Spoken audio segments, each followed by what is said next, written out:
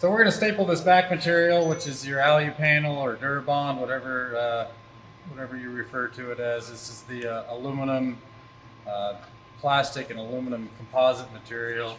And I have an 040 return here bent with that back material in there. So we're going to slide it into the stapler and put this together.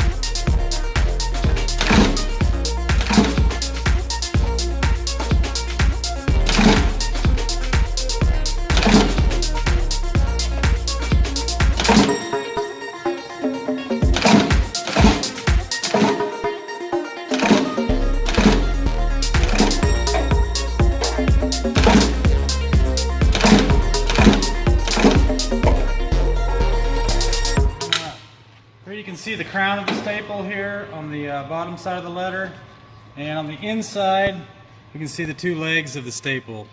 The legs of the staple are adjustable. We can adjust the length here to accommodate a thicker material or to give you the overlap you're looking for, and we can also adjust the crown size of this staple to fit your preferences. So there is the channel stitcher.